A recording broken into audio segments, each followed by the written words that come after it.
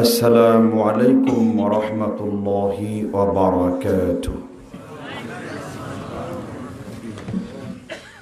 الحمد لله لله الذي امتن على عبده بنبيه المرسل وكتابه المنزل، وأشهد أن لا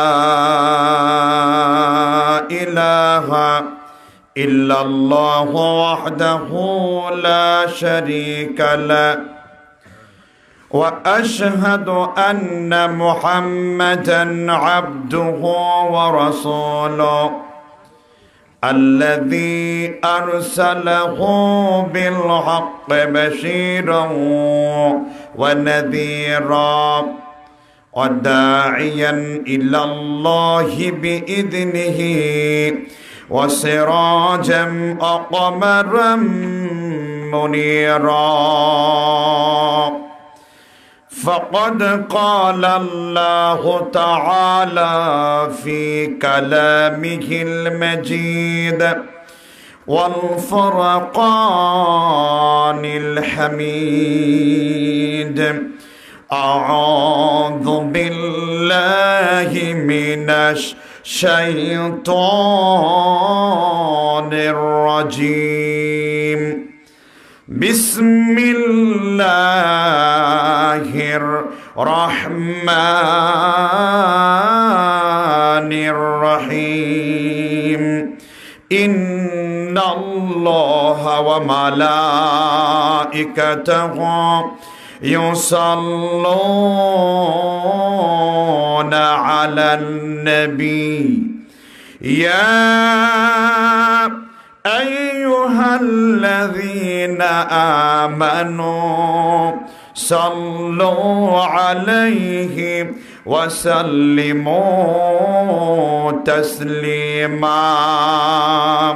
আমরা সকলেই নবী সাল্লাল্লাহু আলাইহি ওয়াসাল্লামের উপরে পঠিত সর্বশ্রেষ্ঠ দরুদ পড়ছি, যেটা আমরা সালাতের মধ্যে পড়ে থাকি। সকলে পড়ছি: আল্লাহুম্মা সাল্লি আলা মুহাম্মাদ ওয়া আলা আলি মুহাম্মাদ কামা সাল্লাইতা আলা ইব্রাহিম ওয়া আলা আলি ইব্রাহিম ইন্নাকা হামিদুম মাজিদ। আল্লাহুম্মা বারিক আলা মুহাম্মাদ ওয়া আলা আলি মুহাম্মাদ كما باركت على إبراهيم وعلى آل إبراهيم إنك حميد مجيد. মহারাজপুর আবু বকর রাদিয়াল্লাহু আনহু হিফজুল কোরআন মাদ্রাসার পক্ষ থেকে ইসলামিক সম্মেলন, ইসলামিক অধিবেশন, মাদ্রাসার মাঠ প্রাঙ্গণ, 24শে নভেম্বর 2020। আজকের মাহফিলের সম্মানিত সভাপতি ডক্টর TRM মুস্তাকুল হক, উপসচিব, গণপূর্ত মন্ত্রণালয়।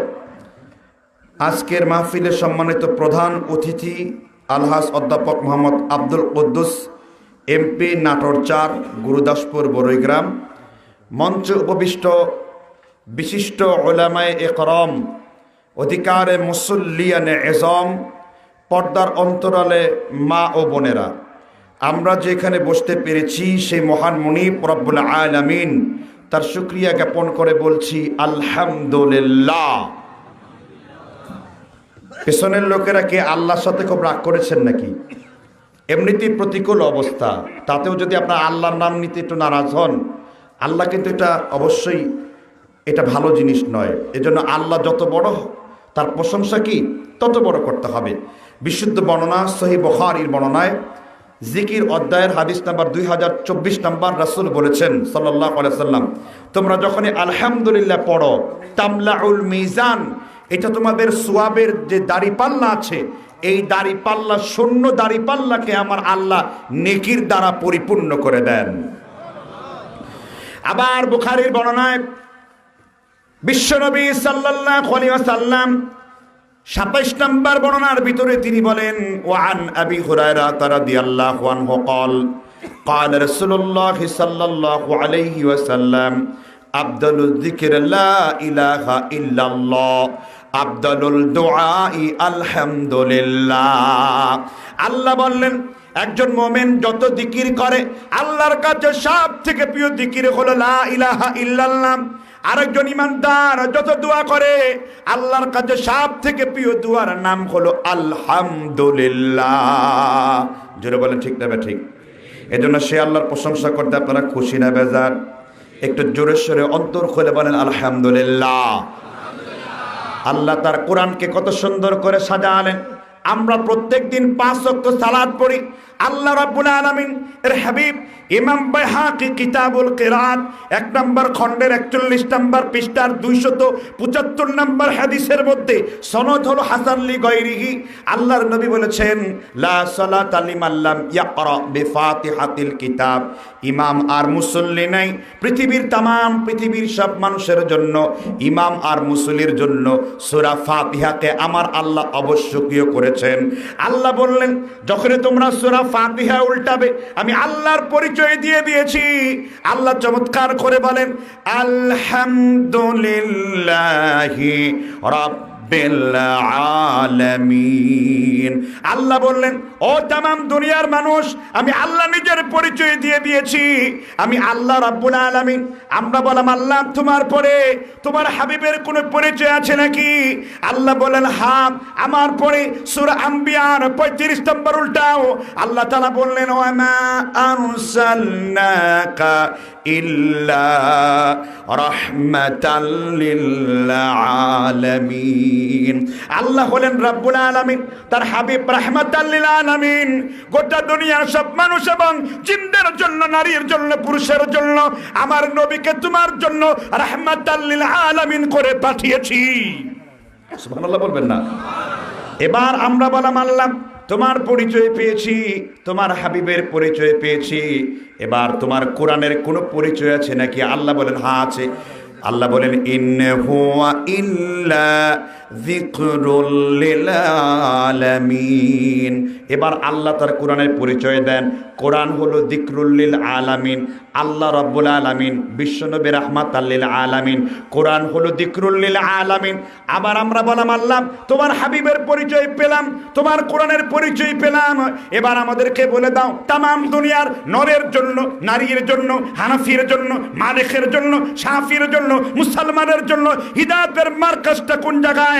এবার আল্লাহ সূরা ইমরান 3 নম্বর সূরার 96 নম্বর আয়াতে বলেন ইন্না আউওয়ালা উদিয়া লিন-নাসি লাল্লাযী বিবাক্কাতা মুবারাকা ওয়া হুদাও ওয়া রাহমাতাল লিল আলামিন। আল্লাহ বললেন तमाम পৃথিবীর সব মানুষের জন্য আমি কাবা শরীফকে তোমাদের জন্য হিদায়াতের মার্কাজ করেছি। কাবার নামাজ তোমার নামাজ, কাবার ইসলাম তোমার ইসলাম। ইন্নাল ইসলাম বাদা করিবান ওয়া সায়াউদু কামা বাদা করিবান। ইসলাম এসেছিল অল্প সংখ্যক লোকদের দ্বারা, ইসলাম টিকেও থাকবে অল্প সংখ্যক লোকদের দ্বারা। হাত্তা ইয়ারুজু ইলা জুহরিহা, সাপ যেমন তার গর্তের মধ্যে ঢুকে পড়ে, কিয়ামতের পূর্বে ইসলাম এই রকম 2 মসজিদের মধ্যে ঢুকে পড়বে। একটি হলো মসজিদে নববী আর একটা হলো মসজিদুল হারাম। এক ওয়াক্ত নামাজ মক্কার ভিতরে পড়লে 1 লক্ষ রাকাতের সওয়াব। আর আপনি যদি মদিনায় এক ওয়াক্ত নামাজ পড়েন 1 রাকাতের জন্য কতটুকু সওয়াব হবে? সুবহানাল্লাহ বলবেন না? তাহলে সে মক্কার ইসলাম, মদিনার ইসলাম আমাদের প্রকৃত ইসলাম। জোরে বলা ঠিক কিনা বলেন? তাহলে যতক্ষণ পর্যন্ত কোরআন হাদিসের কথা আমরা বুঝবো তো ইনশাআল্লাহ। কে কে বুঝবেন হাত তুলে আল্লাহকে দেখান। হাত নামান। সবাই হাত তুলছেন না? জি। রাসূল বলেছেন বুখারী শরীফের বর্ণনা, মিশকাতেও হাদিসটি বিদ্যমান, মুসান্নাফে ইমামে আব্দুর রাজ্জাক, তার ইমাম আব্দুর রাজ্জাক সানআনী মুসান্নাফে আব্দুর রাজ্জাকের 243 নম্বর হাদিস। যেহেতু বুখারীর সত্যে উত্তীর্ণ, হাদিসের সিহহাত নিয়ে কোনো সন্দেহ নাই। রাসূল বলেছেন মুনাফিকদের আলামত হলো মূলত 3টি। প্রধান কয়টি? ইদা হাদ্দাসা কাযাবা, মুনাফিক যখন কথা বলবে মিথ্যা কথা বলবে। ওয়া ইদা ওয়াদা আখলাফা, মুনাফিক যখন ওয়াদা করবে আল্লাহর সাথে মিথ্যা ওয়াদা করবে। আমরা কোনো চুরের দরবারে বসি নাই, আমরা কোনো পীরের দরবারে বসি নাই, আমরা বসেছি রব্বুল আলামিনের রব্বে কারীমের কোরআনুল কারীমের একটি মজলিসের ভিতরে। জোরে বলেন ঠিক কিনা?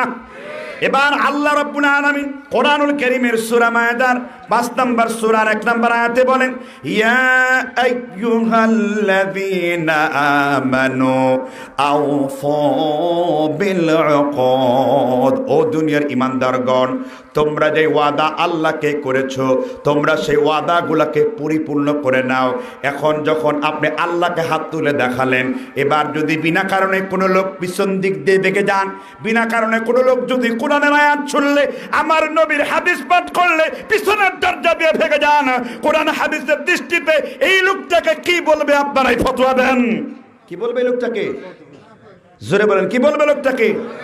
ইন্নাল মুনাফিকিন ফি দারকিল আসফালি মিনান নার, সূরা নিসার 145 নম্বর আয়াতে আল্লাহ বলেছেন, মুনাফিকরা জাহান্নামের সবথেকে নিচু জায়গায় থাকবে। জোরে বলেন ঠিক না ঠিক? তবে মুনাফিক দুই রকমের আছে, আমলগত মুনাফিক, ইতিকাদি মুনাফিক, আকীদাগত মুনাফিক। এই আয়াতটা জাহান্নামের সর্বনিম্ন যে যাবে আকীদাগত মুনাফিকের ব্যাপারে। তাহলে নিফাক কি তো দূর হয়েছে নাকি? তাহলে আলোচনা ঢোকা যায়, তাই তো? তাহলে সকালে বলেন, আউযু বিল্লাহি মিনাশ শাইতানির রাজিম, বিসমিল্লাহির রহমানির রহিম, قد أفلح المؤمنون الذين هم في صلاتهم خاشعون। আল্লাহ সুবহানাহু ওয়া তাআলা সূরা মুমিন আয়াত নাম্বার 1, আদর্শ শ্রোতার পরিচয় হলো সামি'না, শুনবে, ও আতানা, মানবে, গুফরানাকা রাব্বানা ওয়া ইলাইকাল মাসির, তুমি শুনেছো আর মেনেছো, আমি আল্লাহ তোমাদের পেছনের গুনাহসমূহকে ক্ষমাও করে দিলাম। তাহলে শুনলে কি করতে হবে? উত্তর দিলে জিজ্ঞাসা করতে হবে। প্রয়োজনে একই কথাকে 3 বার থেকে 5 বার বলা যেতে পারে কথা বুঝার জন্য। রাসূল সাল্লাল্লাহু আলাইহি ওয়াসাল্লাম বলেছেন, ফাকুল আলা হাসবি কুলিন নাস, মানুষ যেভাবে তোমার কথাগুলোকে বুঝবে, তুমি ওইভাবে মানুষকে তোমার কথাগুলোকে কি বুঝাও। যে আমি যে আয়াত পড়েছি সূরা মুমিনুন আয়াত নাম্বার 1, আল্লাহ বলছেন, قد أفلح المؤمنون الذين هم في صلاتهم خاشعون, প্রকৃত সফলকাম ঈমানদার ব্যক্তি ওই ব্যক্তি যে তার সালাতগুলোকে যত্নের সাথে আদায় করে। যদি কর্তৃপক্ষ আমাকে সংক্ষেপে একটি বিষয় দিয়েছেন, আমি আমার আলোচনাটাকে 4 ভাগে বিভক্ত করব। প্রথমে আমি আলোচনা করব সালাতের গুরুত্ব সম্পর্কে, দ্বিতীয় আলোচনা করব সালাত পরিত্যাগকারী কেন কাফের, সালাত পরিত্যাগকারীর মৃত্যুতে কেন ইন্নালিল্লাহ পড়া হারাম, সালাত পরিত্যাগকারীর জানাজা কেন দেওয়া হারাম, সালাত পরিত্যাগকারীকে কেন মুসলমানদের গুরুস্থানে দেওয়া হারাম, সালাত পরিত্যাগকারীকে কেন কাফের বলতে হবে। আমি এটা দালিলিক, অথেন্টিক, প্রমাণিক হাদিস কোরআন সহকারে ব্যাখ্যা করব। তৃতীয় বিষয় হলো আমি সালাতের পদ্ধতি নিয়ে আলোচনা করব, যে কোনটা রাসূলুল্লাহর সালাত আর কোনটা ইরাকের সালাত। আমি এই 2 সালাতের পদ্ধতি নিয়ে আলোচনা করব। মহান আল্লাহ যেন আমাদের তৌফিক দান করেন। প্রথম পয়েন্ট, সালাত আদায় করার গুরুত্ব। কোরআনে আল্লাহ সালাত শব্দটি কয়বার ব্যবহার করেছেন? 82 বার সরাসরি, আর 8 বার রুকু সাজদার কথা, এই মোট 8 থেকে 10 বার, মোট 92টি আয়াতে আল্লাহ সালাতের মাসাইল, ফজিলত, হুকুম, আহকাম বর্ণনা করেছেন। কয়টি আয়াত তাহলে? 92টি। কয়টি? 92টি। এখন সালাত সম্পর্কে আল্লাহ সূরা বাকারার 2 নম্বর সূরার 238 নম্বর আয়াতে আল্লাহ বলেছেন, হাফিযু আলাস সালাওয়াতি ওয়াস সালাতিল উসতা। আল্লাহ বললেন, তোমরা 5 ওয়াক্ত সালাত আদায় করো, স্পেশালি আসরের নামাজ আদায় করো। আম্মা জান আয়েশা, ইমাম আবি বকর আল জাসাস, তাফসীরে আহকামুল কোরআনের 1 নম্বর খণ্ড, লেবাননের বৈরুতের ছাপ, আরবি 273 নম্বর পৃষ্ঠায় আম্মা জান আয়েশা সিদ্দিকা বলেন, এই উস্তাদ শব্দটি যদি কোরআনে না থাকতো, আমি আয়েশা সিদ্দিকা উস্তাদ শব্দটি মুছে দিয়ে আমি আসর শব্দ যোগ করে দিতাম। সুবহানাল্লাহ। তাহলে আল্লাহ 5 ওয়াক্ত নামাজ পড়তে বলেছেন, ঠিক না? ঠিক। এবার আমরা বললাম আল্লাহ নামাজ পড়লে আমাদের কি লাভ হবে? আল্লাহ রাব্বুল আলামিন বললেন নামাজ পড়লে কি লাভ হবে, সালাত পড়লে কি লাভ হবে। আল্লাহ তাআলা বললেন শোনো, সূরাতুল আনকাবুতের 41 নম্বর আয়াতে আল্লাহ বললেন, ইন্নাস সালাতা তানহা আনিল ফাহশাই ওয়াল মুনকার, নিঃসন্দেহে সালাত তোমাদের যাবতীয় পাপের কাজ থেকে ফিরিয়ে রাখে। তোমরা সালাত পড়ার মাধ্যমে অশ্লীলতা থেকে ফিরে থাকবে। আল্লাহর নবী সাল্লাল্লাহু আলাইহি সাল্লাম এই যে শীতের কনকনে ঠান্ডা রাত্রি, আল্লাহর রাসূল সুনানে তিরমিজি কোন কিতাবের হাদিস বলেছি? জোরে বলেন, কোন কিতাবের হাদিস বলেছি? সুনানে তিরমিজি, বাংলা 3233 নম্বর, আরবি 3159 নম্বর। হাদিসের সনদ হলো হাসান। কামা ক্বালা আলবানী হাদা হাদিসুন হাসানুন সহিহ। আলবানী হাদিসটিকে হাসান বলেছেন, ইমাম তিরমিজি হাদিসটিকে হাসান বলেছেন। আল্লাহর নবী সাল্লাল্লাহু আলাইহি ওয়াসাল্লাম এর আপন চাচাতো ভাই আব্দুল্লাহ ইবনে আব্বাস রাদিয়াল্লাহু তাআলা আনহু বললেন, আল্লাহর নবী তাহাজ্জুদের নামাজ পড়ে ঘুমালেন। আতানিয়াল লাইলাতা রাব্বি তাবারাকা ওয়া তাআলা ফি আহসানি সূরাতিন, আমার আল্লাহ স্বপ্ন যুগে আল্লাহর নবীর সামনে দাঁড়িয়ে গেলেন। আতানিয়াল লাইলাতা রাব্বি তাবারাকা ওয়া তাআলা, আমার নবী সাল্লাল্লাহু আলাইহি ওয়াসাল্লাম বললেন, আমার আল্লাহ উত্তম সূরতে তার চেহারার রূপ ধরে আমার নবীর সামনে আসলেন। আল্লাহর নবীর সাহাবা ইবনে আব্বাস বলেন, ক্বালা আহসাবুহু ক্বালা ফিল মানামি, এটা এই যে আল্লাহ যে নবীর সামনে আসলেন, এটা ছিল স্বপ্ন যুগে। কোন যুগে? জোরে বলেন, কোন যুগে? এবার আল্লাহ রাব্বুল আলামিন আমার নবীকে জিজ্ঞাসা করলেন, ইয়া মুহাম্মদ, আপনি বলেন তো দেখি, আসমানের ফেরেশতারা ইয়াখতাসিমুল মালাউল আ'লা, কোন আমলের ব্যাপারে আসমানের ফেরেশতারা ঝগড়ায় লিপ্ত হয়ে গেছে? এবার আল্লাহর নবী বলছেন, আহসানুল উদু সুম্মা আতাল মাসাজিদ, আহসানুল উদু সুম্মা আতাল মাসাজিদ, কাফফারাতু ফিল কাফফারাতি, নামাজের ওযু করে মসজিদের দিকে গমন করার জন্য একটা পাকে আল্লাহর রাস্তায় বাড়া দিলে কি পরিমাণ নেকি হবে।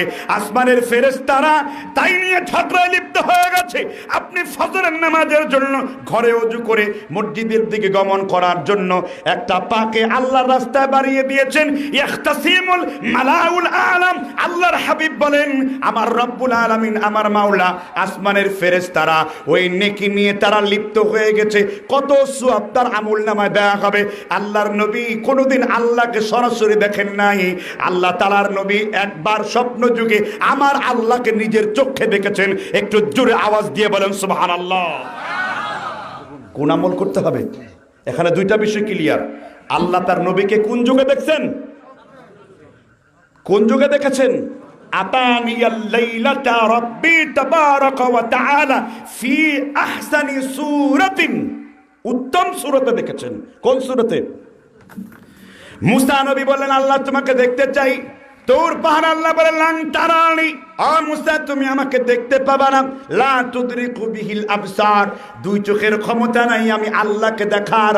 কিন্তু আমার আল্লাহ দেখতে কেমন, আমার আল্লাহর রূপায়ণ কেমন ছিল, আল্লাহর উত্তম সূরতটা আমার নবী তা দেখতে পেয়েছেন। সুবহানাল্লাহ। আর আমলটা কি?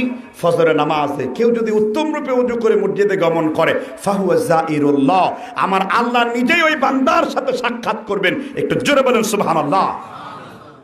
তাহলে সালাতের গুরুত্ব আছে না নাই? তাহলে এই গুরুত্ব তো বুঝলেন। সালাত হলো বুনিয়াল ইসলাম আলা খামস, ইসলামের মূল 5টি বেনার মূল বেনা হলো সালাত। এবার সালাত পরিত্যাগকারীকে কি বলবে আপনাদের সমাজে? নামাজ যদি কেউ পরিত্যাগ করে আপনারা তাকে কি বলেন? ফতোয়া দেন। কাফের বলে ফতোয়া দেন। কাফের বলেন কি না? আপনারা শুধু বলেন, কাফের তো বলার বিষয় নয়।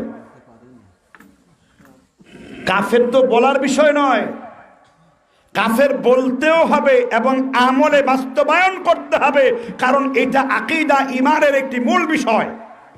শুধু কুফরি বললেই হবে না, কাফেরের প্রয়োগ করতে হবে। সাহাবীগণ বলতেন লা ইয়ারাউনা শাইআন মিনাল আমালি তারকুহু কুফরুন গায়রা সালাত। সুনানে তিরমিজির 3234 নম্বর তাবেঈ আব্দুল্লাহ ইবনে শাকীক রাহিমাহুল্লাহ বলেন, সাহাবীগণ ইজমা করেছেন, ঐকমত হয়েছেন, লা ইয়ারাউনা শাইআন মিনাল আমালি তারকুহু কুফরুন গায়রা সালাত। আল্লাহর নবীর সাহাবারা অন্য কোনো আমল ছাড়লে কাউরে কাফের মনে করতেন না, কিন্তু কেউ নামাজ ছেড়ে দিলে তারা কি মনে করতেন? আপনি কি মনে করেন? কোন বেনামাজি যদি মারা যায়, তার মৃত্যুতে ইন্নালিল্লাহ বলা হালাল না হারাম? আমরা বললাম দলিল কই? আল্লাহ বললেন দলিলের কোনো অভাব নাই। আল্লাহ সূরা তাওবার 9 নম্বর সূরার 114 নম্বর আয়াতে বলেন, 13 নম্বর আয়াতের পরে থেকে আল্লাহ বলেন, মা কানা লিন-নবী ওয়াল্লাযীনা আমানু আইয়াস্তাগফিরু লিল মুশরিকিনা ওয়ালাউ কানু উলি কুরবা। ও নবী, যারা মুশরিক অবস্থায় মারা গেছে, যারা শিরক করে মারা গেছে, ও নবী তাদের জন্য কোনো দোয়া করবেন না। এখন প্রশ্ন করতে পারেন, হুজুর নামাজ পরিত্যাগকারী শিরক করলো কেমনে? উত্তর আল্লাহ সূরা রোমের ভিতরে দেন, 30 নম্বর আয়াতের ভিতরে আল্লাহ বললেন, আকিমিস সালাতা ওয়ালা তাকুনু মিনাল মুশরিকিন। কেউ যদি এক ওয়াক্ত নামাজকে ছেড়ে দেয়, তাহলে সে মুশরিকদের দলভুক্ত হয়ে যায়। এবার তিরমিজি শরীফ হাদিস নাম্বার 245 নম্বর, মুসনাফে আবি শায়বা হাদিস নাম্বার 255 নম্বর, মুসনাদে আবু ইয়ালা, মুসনাদে মাদ্দার, মুসনাদ আহমদ হাদিস নাম্বার 9075 নম্বর। আল্লাহর নবী বলছেন, ওয়াহদুল্লাযিনা বাইনানা ওয়া বাইনাহুমুস সালাতি। আল্লাহর সাথে বান্দার চুক্তি হলো নামাজ। ফামান তারাকাহা ফাকাদ কাফারা। কেউ যদি ইচ্ছাকৃতভাবে নামাজকে ছেড়ে দেয়, ইবনে বিন বাস রহমাতুল্লাহ আলাইহি বলেন, কেউ যদি ইচ্ছাকৃতভাবে এক ওয়াক্ত নামাজ ছেড়ে দেয়, ওই ব্যক্তি টাটকা কাফির এবং মুশরিক হয়ে যায়। কি হয়ে যায়? কি হয়ে যায়? কাফের হয়ে যায়। আপনি 5 প্রকার ব্যক্তি যদি জাহান্নামে যায়, সে আর কোনোদিন জান্নাতে যাবে না।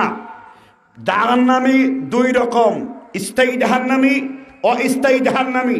5 প্রকার ব্যক্তির জন্য ফি নারি জাহান্নাম খালিদিনা ফিহা আবাদা। এর মধ্যে কেউ যদি বড় শিরক করে, চিরস্থায়ী জাহান্নামী। কেউ যদি বড় কুফরি করে, চিরস্থায়ী জাহান্নামী। কেউ যদি বড় মুনাফিকি করে, চিরস্থায়ী জাহান্নামী। কেউ যদি আকীদাগত বিদআত করে, চিরস্থায়ী জাহান্নামী। আর কেউ যদি নামাজ ইচ্ছাকৃতভাবে ছেড়ে দেয়, সে কি জাহান্নামী? কথা কি বুঝতে পারছেন কিনা? কথাগুলো কি শুনতেছেন আপনারা? যখন আপনি বেনামাজি হয়ে গেলেন, কাজীর কাছে যাওয়া লাগবে না, আপনার বউ অটো তালাক হবে। আর এরপরে যে সন্তানগুলো হবে, ফরমালিন ছাড়া টাটকা পাকা একেবারে হারামজাদা হয়ে যাবে, বা স্টার্ট হয়ে যাবে। হুজুর দলিল কি?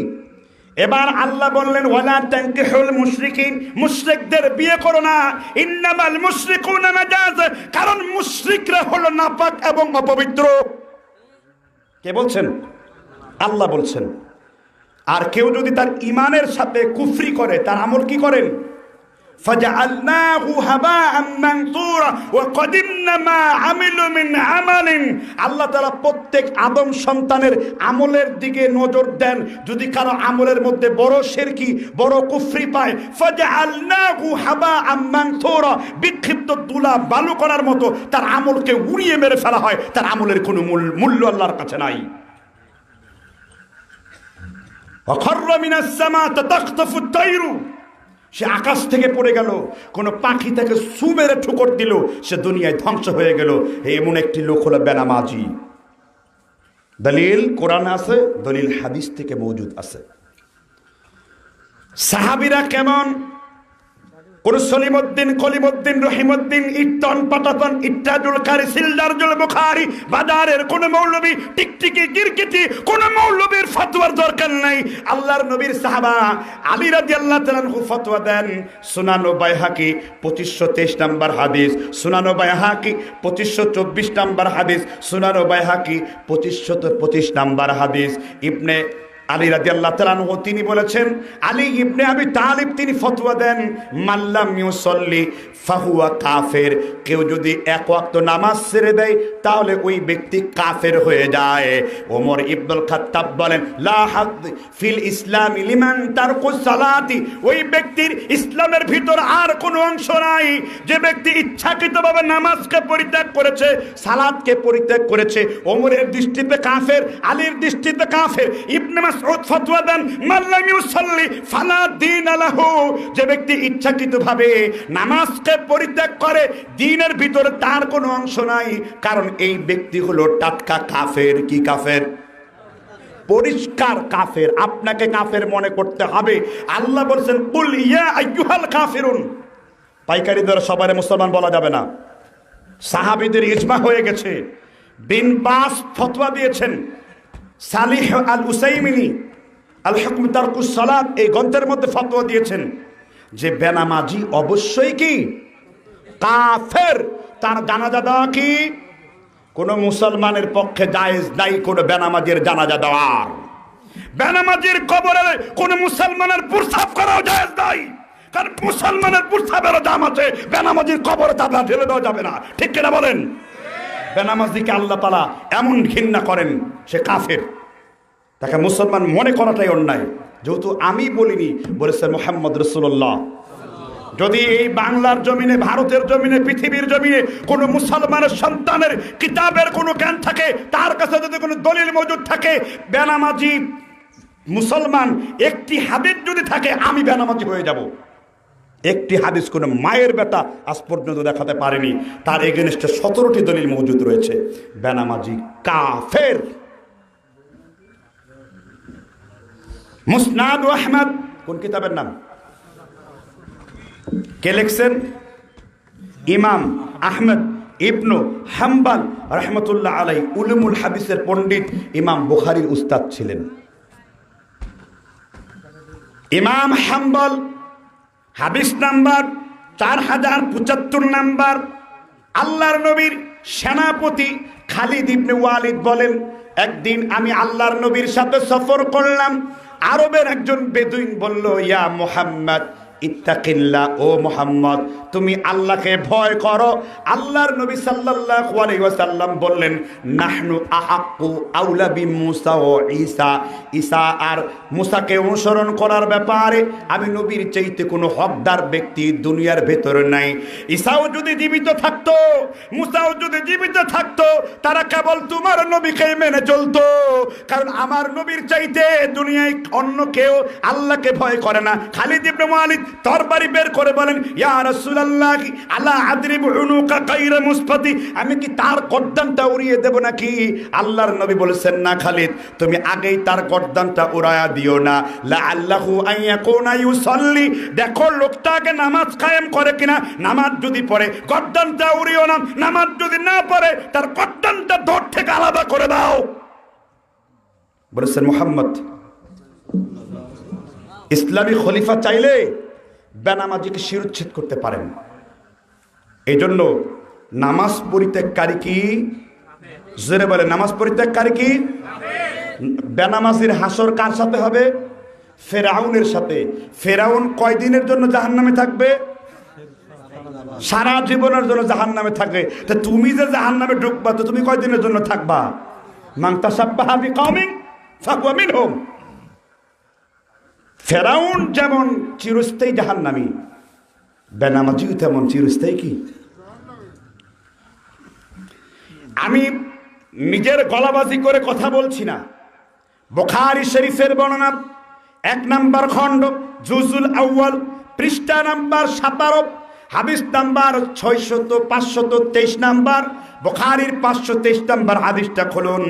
আল্লাহর নবী সাল্লাল্লাহু আলাইহি ওয়াসাল্লাম বলেন, ওয়া আন বুরাইদা রাদিয়াল্লাহু আনহু قال قال رسول الله صلى الله عليه وسلم সাহাবী বুরায়দা রাদিয়াল্লাহু তাআলা আনহু বলেছেন আল্লাহর নবী সাল্লাল্লাহু আলাইহি ওয়াসাল্লাম বলেন মান তারাকা সালাতিল আসর ফাকাদ হাবিতা আমালুহু কেউ যদি শুধুমাত্র আসরের নামাজকে ছেড়ে দেয় ফাকাদ হাবিতা আমালুহু সেজন্য তার সমস্ত আমলগুলোকে নষ্ট করে ফেললো। কত হাজি দেখবেন আসরের নামাজ শেষ হয়ে গেছে, কত কাজী দেখবেন আসরের নামাজ শেষ হয়ে গেছে, কত দানবীরের দেখবেন আসরের নামাজ শেষ হয়ে গেছে। আর নবী বলছেন মান তারাক সালাতিল আসর ফাকাদ হাবিতা আমালুহু কেউ যদি শুধুমাত্র আসরের নামাজকে ছেড়ে দেয় সেজন্য তার সব আমলকে নষ্ট করে দেয়। আমি বলেছি না, আল্লাহর নবী বলেছেন। জোরে বলেন, বাকিদের নবী নাই? কে বলেছেন? পেছনে চিল্লায় বলেন, কে বলেছেন? আরো জোরে, কে বলেছেন? আল্লাহর নবী এই কথা বলেছেন। তাহলে আপনার মতো সলিমুদ্দিন কলিমুদ্দিন বেনামাজের মুসলমান বললে আমার যায় কিছু আসে না। কয় হুজুর নামাজ অস্বীকার করলি পরে কাফের হয়, তো অস্বীকার করলে আপনি কি নতুন নবী?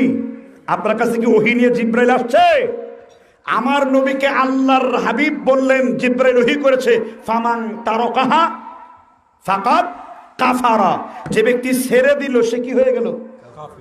নবীকে যদি বলতেন ফামান এনকারাহা ফাকাদ কাফারা, তাহলে তারকার জায়গায় এনকারাহা, আপনি কি কাদিয়ানির মতো নতুন নবী হয়ে আবির্ভাব হয়েছেন নাকি? জিব্রাইলকে ওহী করলো নাকি নামাজ অস্বীকার করলে কাফের হয়? কোথাও এই কথা রাখা নাই। তাহলে আজ থেকে যদি তওবা করতে হবে, জুড়ে বলেন ঠিক না ঠিক? এখন আমরা অনেকেই আছে এখানে বেনামাজি, একজন 50 বছর পরে নাই, 60 বছর পরে নাই, এখন কি করবে? এই মুহূর্তে যদি সে তওবা করে 50 বছরে কাজা পড়ার দরকার নাই। আল্লাহর হাবিব বলেন আত-তাইবি মিনাদ দামবি কামাল্লা দামবা লাহু, একজন মানুষ গুনাহ থেকে যদি তওবা করে আল্লাহ তাকে জন্মভূমির শিশুর মতন একেবারে পবিত্র বানায়া দেন। একটু বাড়িতে বউর কাছে যে বলবেন সুবহানাল্লাহ। আল্লাহর নবী বলেছেন আত-তাইবি মিনাদ যামবি কামাল্লা যামবা লাহু, আল্লাহর কোন গোলাম যদি কোন গুনাহ থেকে তওবা করে আল্লাহ তাকে শিশুর মতন পবিত্র বানায়া দেন। তাহলে এখন যদি তওবা করেন আপনি, মাফ করবেন না আল্লাহ? তুবু ইলাল্লাহি জামিআন আইয়ুহাল মুমিনুনা লাআল্লাকুম তুফলিহুন, তোমরা সকলে মিলে আল্লাহতে প্রত্যাবর্তন করো, তওবা করো। আল্লাহ রাসূল বলেছেন ইন্নী আতুবু ফিল ইয়াউমি মিয়াতা মাররাতান, আমি প্রত্যেক দিন 100 বার আল্লাহর কাছে তওবা করি। তাইবুন আল আবিদুন আল হামিদুন সাইহুন রাকিউন সাজিদুন আল আমিরুন বিল মা'রুফি ওয়ান নাহুন আনিল মুনকারি ওয়াল হাফিজুন লিহুদুদিল্লাহি ওয়া বাশশিরিল মুমিনিন। সুবহানাল্লাহ, আসতে বলেন। আল্লাহ বললেন মুমিনদের কিছু গুণ আছে, কোয়ালিটি আছে। মুমিনগণ তওবাকারী, মুমিনগণ আল্লাহর প্রশংসাকারী, মুমিনগণ রুকুকারী, মুমিনগণ সিজদাকারী। যারা তওবা করবে, রুকু করবে, সিজদা করবে, নবী তাদেরকে জানিয়ে দাও তাদের জন্য আল্লাহর জান্নাতুল ফেরদাউস। তাহলে আপনি কেন তওবা করবেন না? তাহলে এখান থেকে এই আলোচনা থেকে শিখলাম, এতদিন নামাজ ছেড়ে দিয়েছি, বুঝি নাই। যেমন কেউ কাফের অবস্থায় বিয়ে করলেও রসুল তার বিয়ে কি করার নাই? নবায়ন করার নাই। আপনি যদি আবার সালাত পড়তে শুরু করেন অটোমেটিক আপনার বিয়ে বন্ধনে আবার ফিরে যাবে। একটু আস্তে আওয়াজ দিয়ে বলেন সুবহানাল্লাহ। ইসলাম সহজ না কঠিন? তা নামাজ পড়েন, কিন্তু আপনি যদি বেনামাজি অবস্থায় আপনার বুকে ধরেন, হাতে ধরলে হাতের জেনা, পায়ে ধরলে পায়ের জেনা, আপনি তার সাথে মিলিত হলে আপনি ধর্ষণকারী, কারণ আপনি মুসলমান থেকে খারেজ। যে পর্যন্ত তওবা না করবেন, কি না করবেন?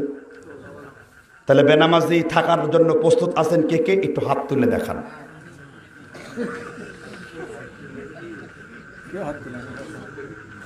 কেউ হাত তুলেন না?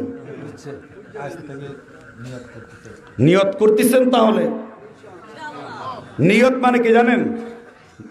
ফাতহুল বারি 1 নম্বর খণ্ডের 1 নম্বর হাদিসের ব্যাখ্যায় ইমাম ইবনে হাজার আসকালানী বলছেন নিয়ত মানা ইরাদাতুল কলব, অন্তরের ইচ্ছা হলো নিয়ত। খালি নাওয়াইতো নাওয়াইতো নাওয়াইতো নাওয়াইতো আল-উসলা, সাবান দিয়া কসলা, এটার নাম নিয়ত না। কথা বুঝতে পারছেন কিনা? আল্লাহ আমাদের বুঝবার তৌফিক দান করুন। ওমা তৌফিক ইল্লা বিল্লাহ। এবার আলোচনার তৃতীয় পয়েন্ট, সময় অনেক অল্প, 12টার সময় ঘুমানোর সময়, তাই না?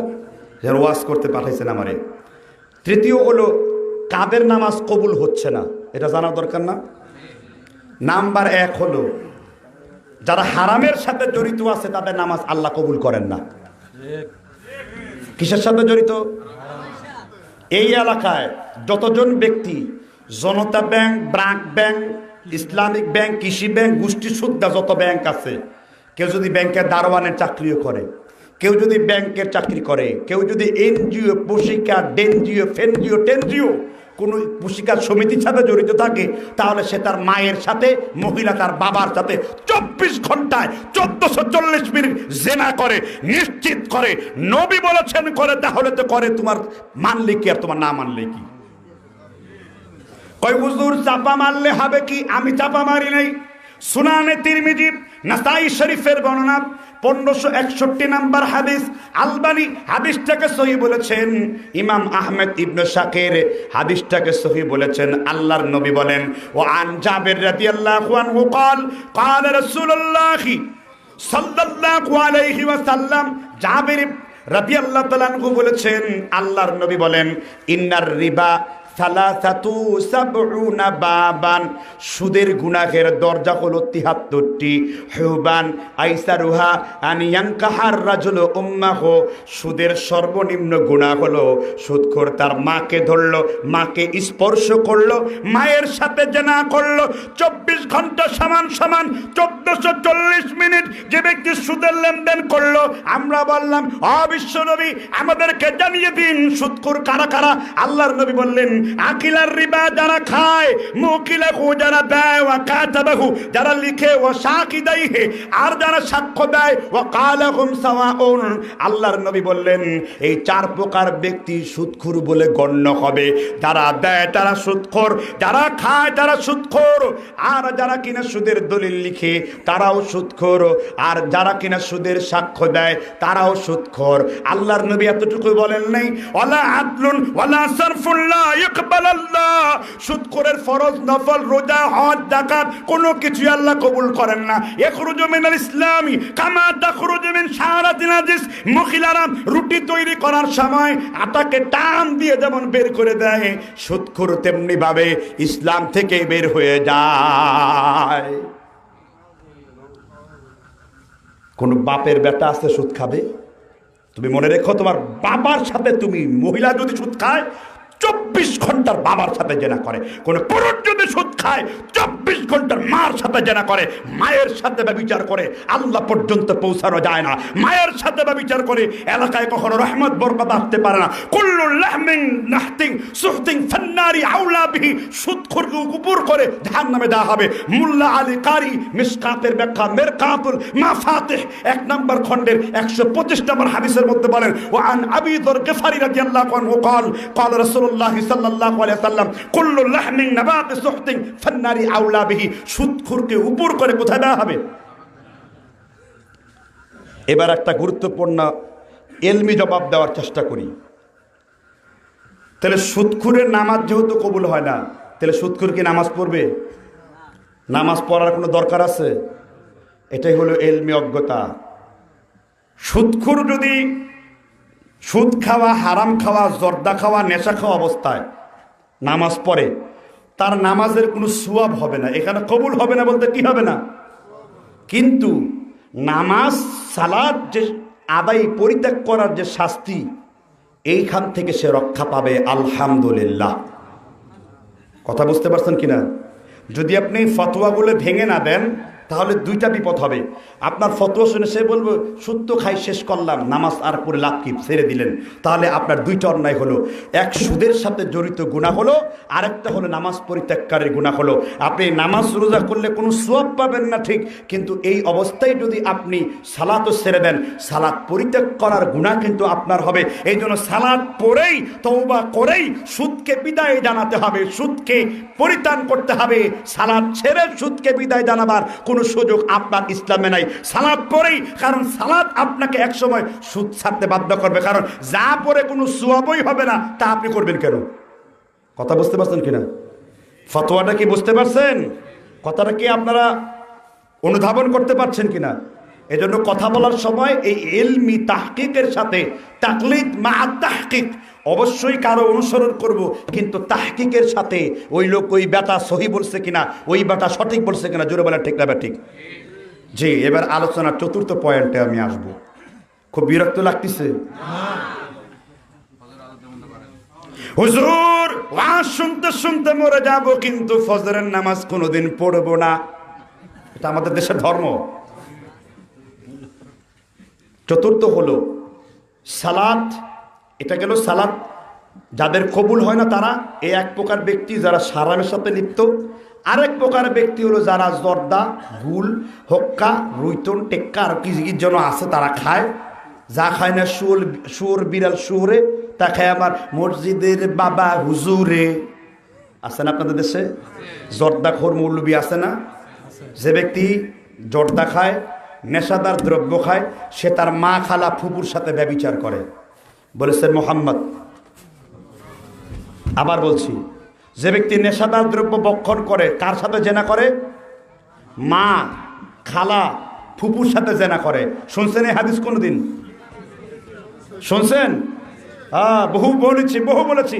এই ওয়াজ করার পর হুজুরে পাইলো কোথায়? বেটা হাদিস বলা দরকার বলেছি। তাবারানির ৩৪৪৫ নাম্বার বাংলা বলার দরকার, হাদিস সম্বারের ১৬২০ নাম্বার বলেছি। কিতাবের হাদিস সহিহ হওয়া দরকার দেখিয়েছি। এরপর না মানলে তোমার ইমান পিছনের দরজা দিয়ে ফুটটুস করে বের হয়ে যাবে। তুমি তো জানো না লেখাপড়া, লেখা নাই, পড়া নাই, হাদিস বললে জানে না। আর কয় হুজুর পাইলো কোত্থেকে? হাদিস থেকে পেয়েছি। কথা কোত্থেকে পেয়েছি?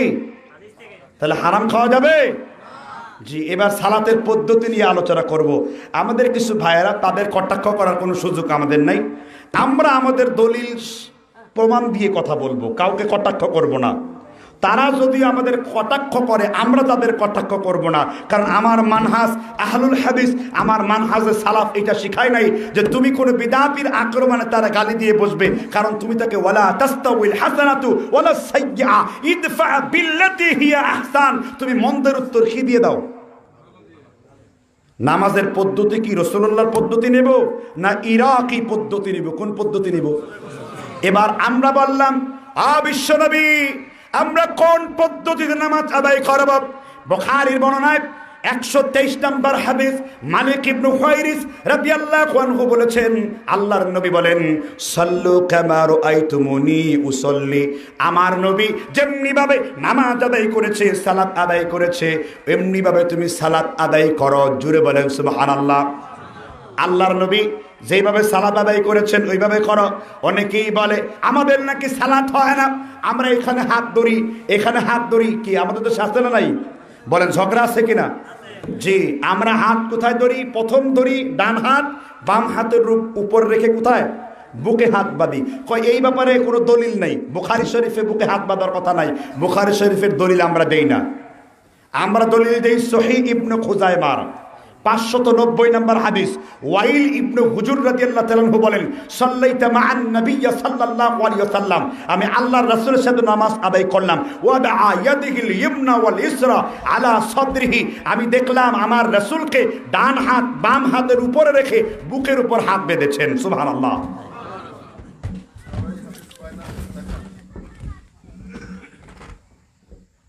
কথা কি বুঝতে পারছেন কিনা?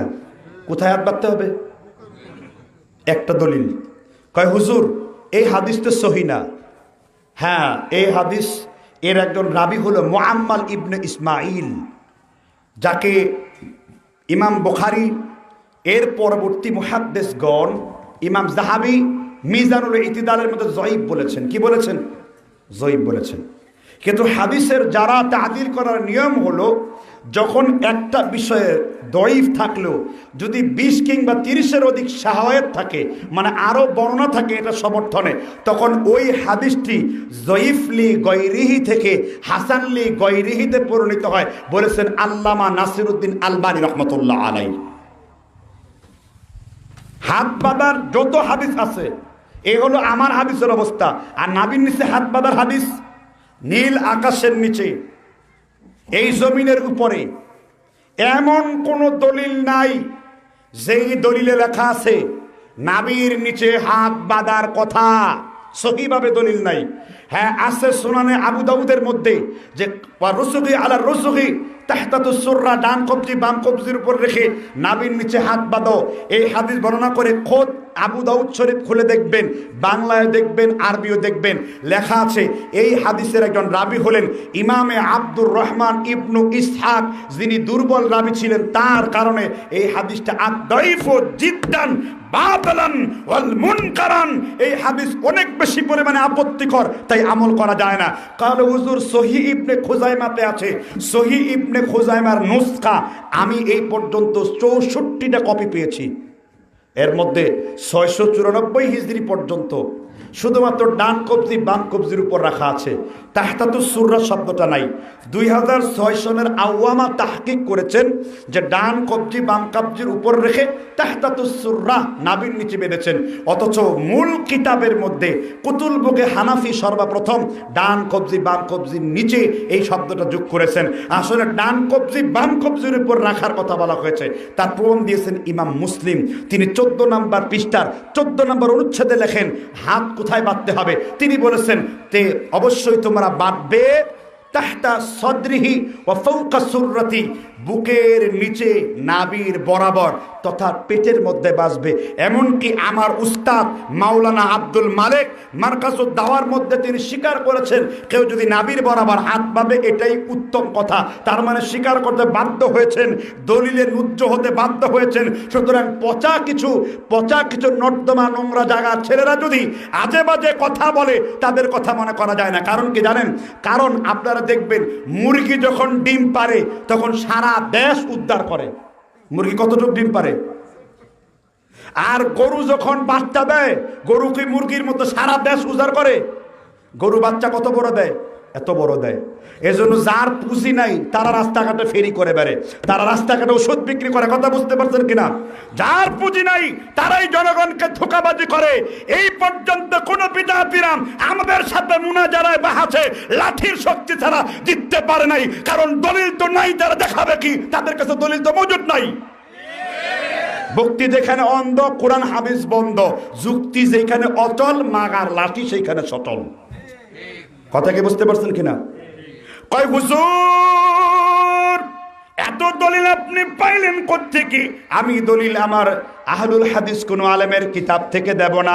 আল্লামা আনোয়ার শেখ কাশ্মীর রহমতুল্লাহ আলাই সুনানে তিরমিজির সরা আর ফুসাজি বুখারীর সরা ফাইজুল বাড়ির 14 পৃষ্ঠা 1 নাম্বার ভলিউমে তিনি লিখেছেন আমার কাছে নাভির উপর হাত বাঁধার হলো নাভির নিচে হাত বাঁধার চাইতে কতই আকট্ট দলিল দ্বারা প্রমাণিত।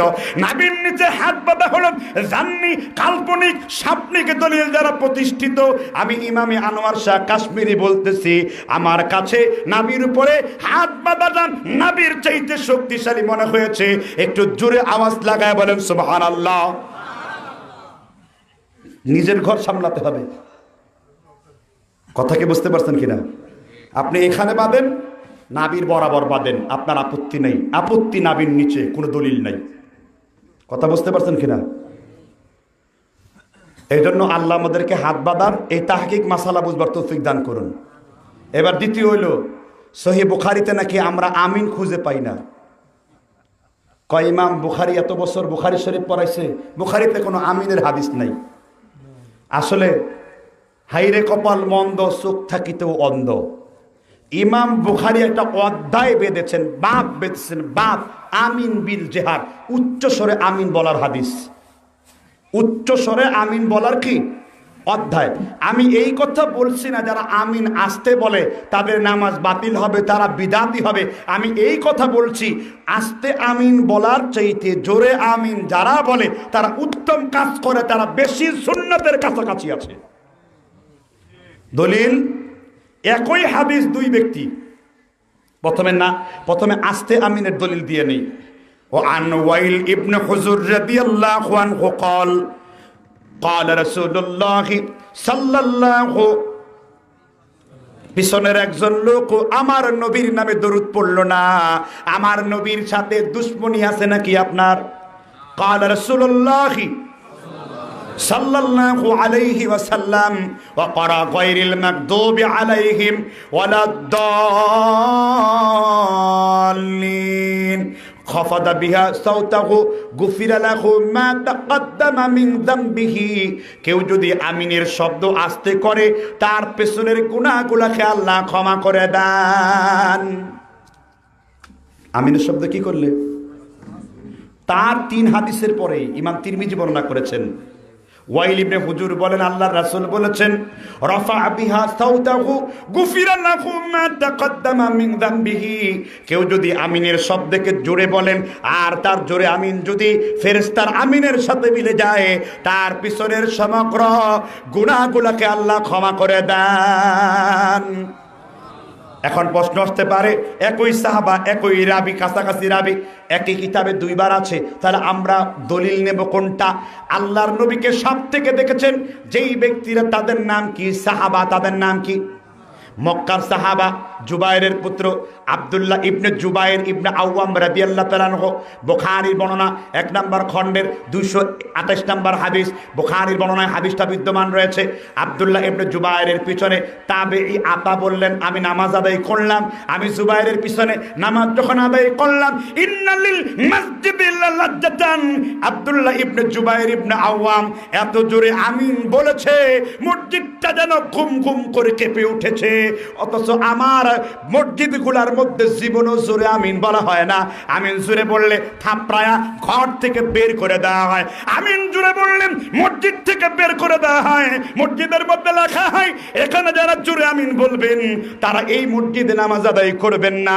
অথচ আপনারাই বলেন, আবু হানিফার পিছনে যদি ইমাম মালিক, শাফি, হাম্বলি, আহলে হাদিস নামাজ পড়ে কোনো দোষের কিছু নাই। আপনাদের নিজের কিতাব সামলান, আশরাফ আলী থানভী উর্দুতে তিনি ফতোয়ার কিতাব লিখেছেন এমদাদুল মুফতিইন। তিনি বলেছেন, আহলে হাদিসের অনুসারীরা যদি তোমার পিছনে নামাজ পড়ে তাদেরকে বাধা দিও না, কারণ তারাও তোমাদের ভাই।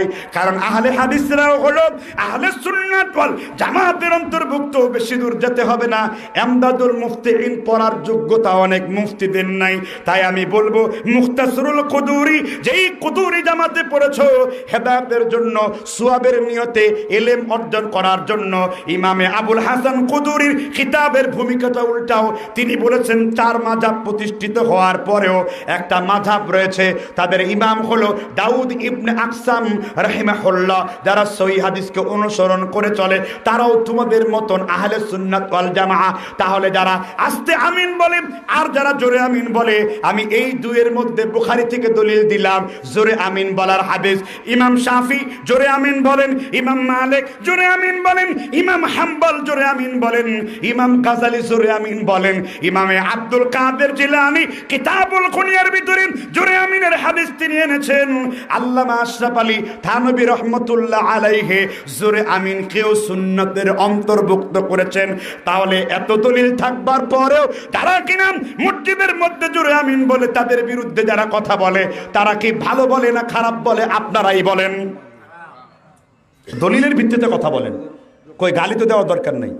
গালি দেওয়ার দরকার আছে?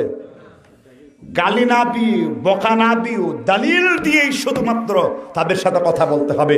কারণ আমরা আহলে হাদিস।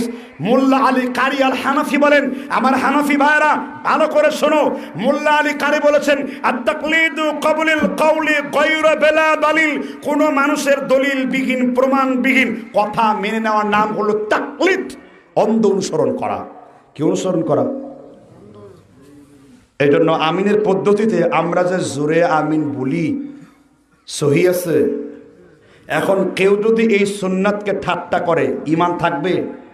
আমি কিন্তু এই কথা বলি নাই যারা আস্তে আমিন বলছে তাদের নামাজ বাতিল হয়ে গেছে, তারা বিদাতি। আমি এই কথা বলছি, আমার দলিলের ভিত্তিতে এটা সুন্দর মনে হয়েছে যে জোরে আমিন বলার চাইতে আস্তে আমিনটা অধিকতর শুদ্ধ। আপনি যদি প্রমাণ চান আপনি লেখাপড়া করে দেখতে পারেন। ক্লিয়ার না আনক্লিয়ার? বুঝতে পারছেন তো? জি। তাহলে রাসূলুল্লাহ সালাত আপনাকে পড়তে হবে। এরপরে তারা আরেকটা যুক্তি দেয়, কি? নামাজের মধ্যে রফাই দেন। কি করা? আমরা রফাইলে দেন করলে আমাদের কি বলে? কি বলে? রফাদানি। আবার কত বড় মুশরিকি কথাবার্তা। বগলের মধ্যে কি রাখতো? পুতুল রাখতো। তাহলে নিশ্চয় যে সাহাবা রফাইদান করছেন তিনি মূর্তি পূজারী। যেই সাহাবা রফাইদান করছেন তিনি কে? আব্দুল্লাহ ইবনে উমর রাদিয়াল্লাহু আনহু। তিনি কে? ওমরের বেটা আব্দুল্লাহ ইবনে উমার। 4000-এর বেশি হাদিস তিনি বর্ণনা করেছেন। কে? আব্দুল্লাহ ইবনে উমার বলেছেন, কেউ যদি রফাইদান আমার সামনে পরিত্যাগ করে তাহলে আমি তাকে উঠিয়ে নুড়ি বা পাথর তার শরীরে নিক্ষেপ করতাম। কে? ইবনে উমার। রফাইদান সাল্লাল্লাহু আলাইহি কি মারতেন? পাথর নিক্ষেপ করতেন। তিনি বলেছেন, আমার নবী মুহাম্মদ রাসূলুল্লাহ হাত্তা লাকি আল্লাহু তাআলা, আল্লাহর নবী আল্লাহর সাথে মিলিত হওয়া পর্যন্ত পূর্বের দিনও তিনি শেষ নামাজও তিনি রফাইদান করে নামাজ আদায় করেছেন। মাদ্রাসার পাঠ্য বই মেশকাতেও রফাইদানের হাদিস এসেছে। হানাফি মাযহাবের কিতাব আশ-শারহে মাআনিল মুত্তাসারের ভিতরেও রফাইদানের হাদিস এসেছে।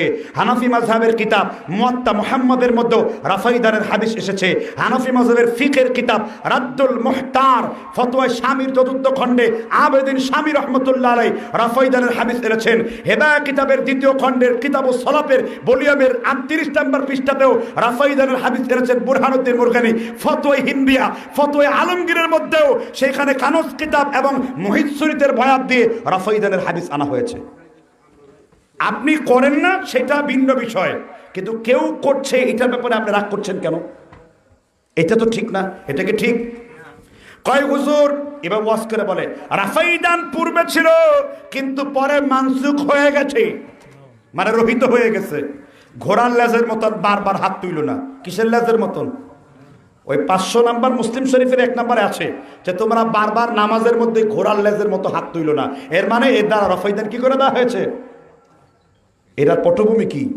সাহাবীগণ নামাজের মধ্যে দাঁড়ায়া সালাম দিত। ওয়াতাকাল্লামুনা ইলাল হাজা, বলতো সিরিয়াতে কয়টা ছাগল বেচছো? 2টা না 6টা? ওই সাল্লামুনা আলাইহিন, তারা নামাজে সালাম দিত, আসসালামু আলাইকুম। তখন তাদেরকে বলা হলো যে সালামরত অবস্থায় বারবার আসসালামু আলাইকুম, আসসালামু আলাইকুম, আসসালামু আলাইকুম এভাবে হাত তুইল না। তো ওই হাদিসটাকে অর্থ পাল্টে সাধারণ জনগণকে গুমরাহি করে লাগায়া দিছে যে নামাজের মধ্যে ঘোড়া লেজের মতো হাত তুলতে রাসূল নিষেধ করেছেন। হাদিস ছিল কি আর বলল কি? চুরির চুরি, তার উপরে সিনা চুরি। জুড়ে বলে ঠিক না? ঠিক। আমরা মুবাহালা করতেও রাজি আছি। আজ পর্যন্ত পৃথিবীর কোনো বেটা অস্বীকার করে নাই রফাইদানের হাদিস। এমনকি শাহ ওয়ালিউল্লাহ মুহাদ্দিস দেহলভী হুজ্জাতুল্লাহিল বালিগার মধ্যে লিখেছেন, যারা রফাইদান করে তারা করে না থেকে উত্তম ব্যক্তি। কারণ একবার রফাইদান করলে কয় নাকি? কয় হুজুর কোথায় পান? ইমাম বুখারী তার জুজউ রফাইদানের মধ্যে লেখেন, একবার রফাইদান করলে 10 নেকি হয়, আরেকবার রুকুতে যাওয়ার পূর্বে করলে 10 নেকি হয়। আপনি একবার করলেন না, 10 নেকি বঞ্চিত হলেন। আল্লাহর নবী বলছেন, কুল্লু আমালি ইবনে আদম ইউদাআফু আল হাসানাতু 10 আমসালিহা ইলা 700 দিফিন। আদম সন্তানের নেক আমল আল্লাহ 10 গুণ থেকে বাড়াতে বাড়াতে আল্লাহ 700 গুণ পর্যন্ত বাড়ায়া দেন। 10 দিয়ে শুরু করেন, ঠেকে কোন পর্যন্ত? কুল্লু আমালি ইবনে আদম ইউদাআফু আল হাসানাতু 10 আমসালিহা ইলা 700 দিফিন। 10 থেকে বাড়াতে বাড়াতে কত গুণ? রিয়াদুস সালিহিন 551 হিজরিতে লেখা 873 নম্বর হাদিস, মুসলিম শরীফ কিতাবুস সালাত 333 নম্বর হাদিস। দলিল দরকার আছে আর? তাহলে আমাদের পদ্ধতি কি রাসূলুল্লাহর পদ্ধতি ঠিক আছে তো? আমরা আর কি করি? 1 রাকাতের বেতের নাকি কতগুলো 1.5 বাটারের টিকটিকি মৌলবীর গোষ্ঠী আছে। এই টিকটিকি মৌলবীরা নাকি 1 রাকাতের বেতের খুঁজে পায় না। আসলে খুঁজে পায় না, না চোখে দেখে না? কি করে না? কয় হুজুর দলিল দেন। সহিহ বুখারী লেবাননের বৈরুতের ছাপ 1 নম্বর ভলিউম কিতাব বাবে ফাদলে মান কামা রমাদান 1259 নম্বর হাদিস। ইবনে আব্বাস রাদিয়াল্লাহু তাআলা আনহু বললেন, আমার হাবিব আমার চাচাতো ভাই মুহাম্মদ রাসূলুল্লাহ আমার পাশের ঘরে আমার খালা মাইমুনার সাথে রাত্র কাটালেন, রাতের গভীরে উঠলেন, আমি দেখলাম সুম্মা সলাতিল লাইলে মাসনা মাসনা, আমার নবী দুই দুই করে 8 রাকাত 10 রাকাত নামাজ পড়লেন। ফাআউতির বিওয়াহিদা, আর 1 রাকাতের তিনি বেতের আদায় করলেন। কয় রাকাত? কে দেখছেন? ইবনে আব্বাস দেখলো 1 রাকাত। কিন্তু আমার দেশের বহু নোংরা চরিত্রের লোক হাদিসকে অস্বীকার করতে করতে যাদের কলিজা হাদিসের প্রতি বিদ্বেষ পোষণ করে, এই জন্য ওমর ইবনুল খাত্তাব রাদিয়াল্লাহু তাআলা আনহু বলেন, যারা হাদিসকে অস্বীকার করে তারা আল্লাহর দুশমন। ইন্নাকুম আবা ওয়াস সুনানি ফাদাল্লু আদাল্লু, যারা মানুষের রায়, মানুষের ফতোয়া, মানুষের কওল অনুসরণ করে চলে তারা যেন আল্লাহর নবীর সুন্নতের দুশমন, কারণ তারা হাদিসকে অস্বীকার করে, দেখেও না দেখার ভান করে। জুড়ে বলেন ঠিক না? ঠিক। তাহলে আপনি বলেন, আপনি আমাকে বলেন আমাদের নামাজ কি গায়রে সহি? তারপরে তারা বলে আমরা নাকি আব্বাওয়ালা আম্মাওয়ালা নামাজ পড়ি, আর তারা আব্বাওয়ালা নামাজ পড়ে। আম্মাওয়ালা নামাজ আর আব্বাওয়ালা নামাজ। নীল আকাশের নিচে জমিনের উপরে কোন দলিলের ভিত্তিতে যদি বুকের উপরে হাত বাঁধা দইফ হয়ে থাকে, তোমার মা কি করে বুকের উপরে হাত বাঁধে? কারণ তোমরা তো বলছো দইফ হাদিস দিয়ে একটা মাসালাও নাই। তাহলে তুমি প্রমাণ করো, মায়ের যদি 1 ফোঁটা দুধ পান করে থাকো, তুমি প্রমাণ দাও যে কোন হাদিসের ভিত্তিতে তোমার মা তোমার বোন বুকে হাত বেঁধেছে আর তোমরা নাবির নিচে হাত বেঁধেছো। প্রমাণ দাও। প্রমাণবিহীন কথা বলো না। কোনো প্রমাণ তো নাই। এগুলো বলছে আমাদের দেশে। এরপর তারা বলে যারা 8 টাকাতে তারাবি পড়ে তারা ইহুদি খ্রিস্টানদের দালাল। ইমাম মালিককে কবর থেকে উঠিয়ে জিজ্ঞাসা করতে হবে, ডবল ফাঁসি দিতে হবে। আপনি মুওয়াত্তা মালিকের মধ্যে 115 পৃষ্ঠায় লিখলেন কেন? উবাই ইবনে কাব তামিম দারি ইয়াকুমু লিন-নাসি আলা 11 রাকাআ। হে উবাই ইবনে কাব তামিম দারি, লোকদেরকে নির্দেশ দাও 11 রাকাত তারাবি পড়ার জন্য। আসতে না নাই?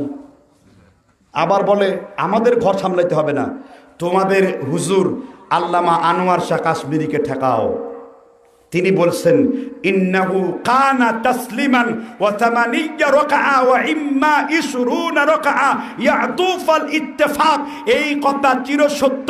আমি কোরআন সুন্নাহ ইজমা কিয়াস তিরমিজি আবু দাউদ নাসাই ইবনে মাজাহ মুসনাফে আব্দুর রাজ্জাক মুসনাফে আবি সাহেবা সব কিতাব গবেষণা করে তন্ন করে খুঁজে দেখেছি ইন্নাহু কানা তাসলিমান ওয়া 8 রাকাআ। এই কথাই ঠিক যে তারাবি মূলত 8 রাকাত ওয়া ইম্মা 20 রাকাআ ইয়াতুফাল ইত্তেফাক। আর আমার কাছে 20 রাকাতের তারাবি হলো একেবারে দুর্বল।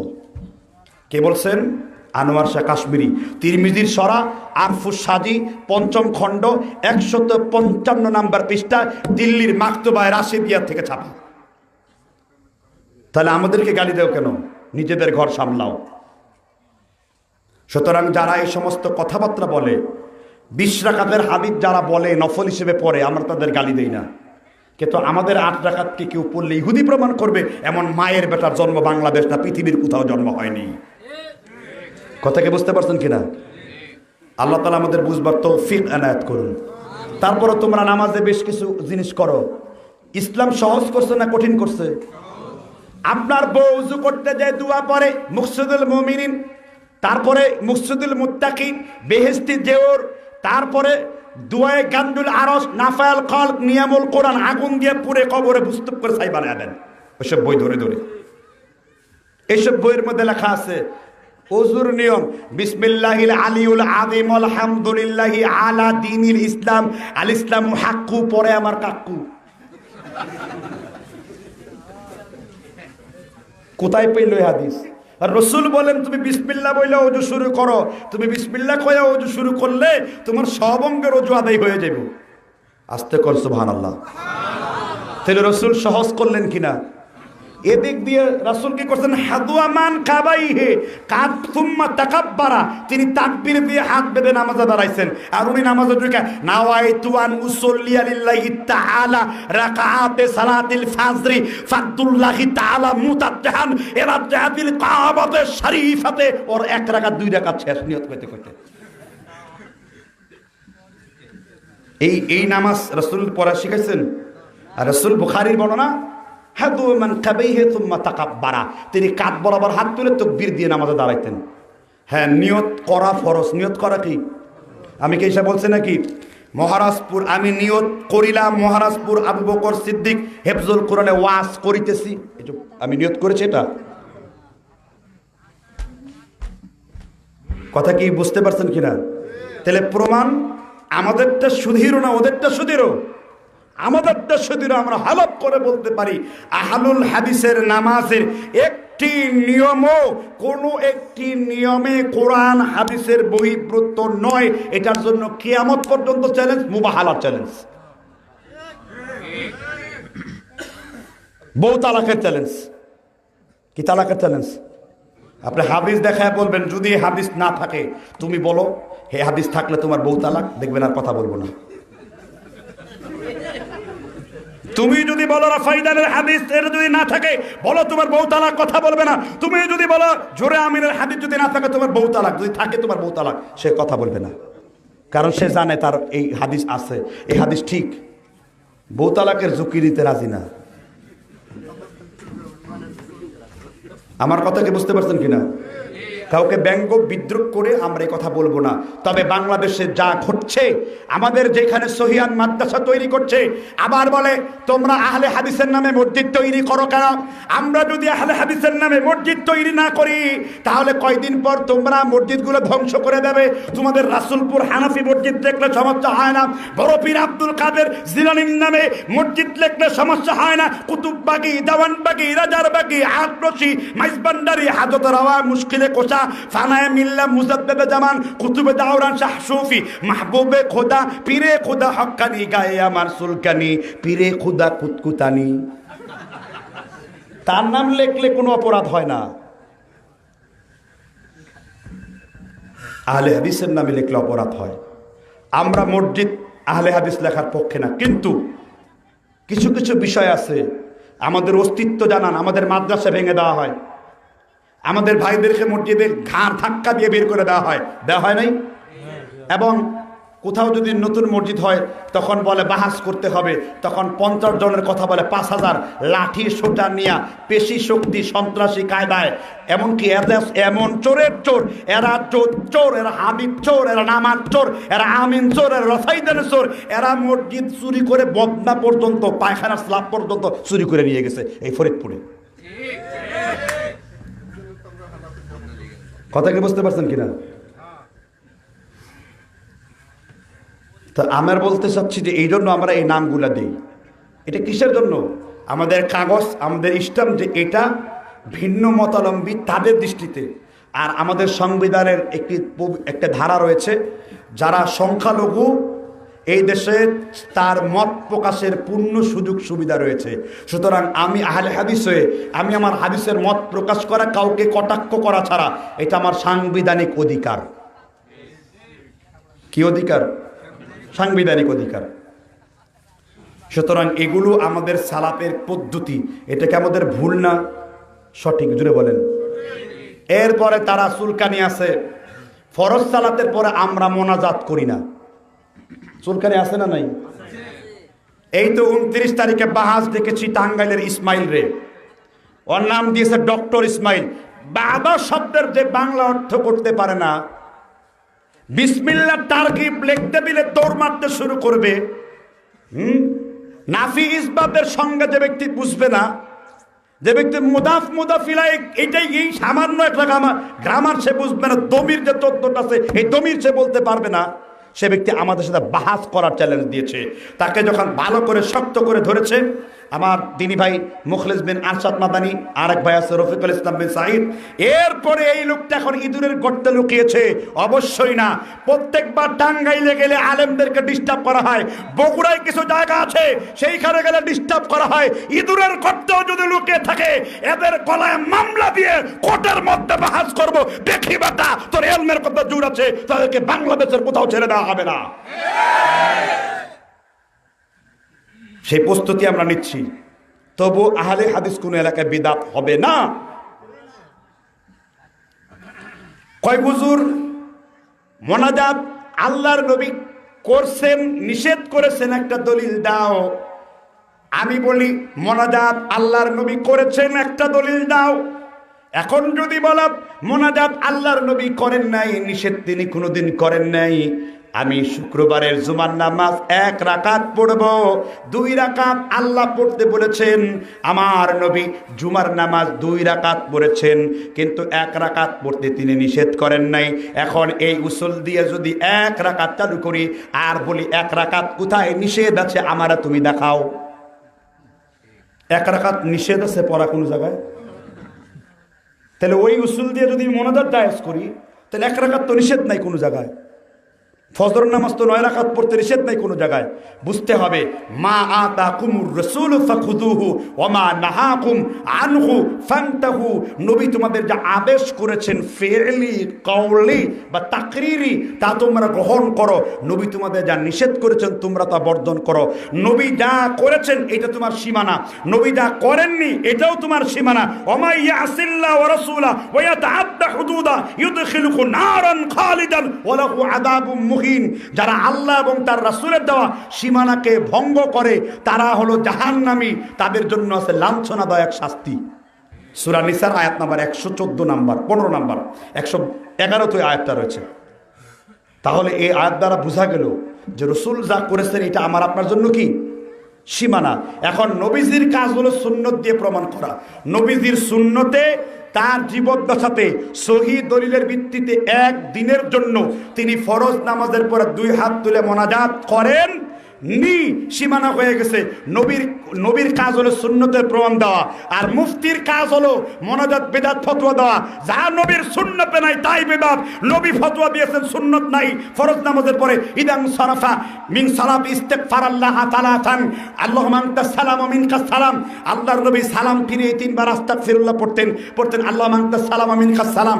অনেক দুআই তিনি পড়েছেন।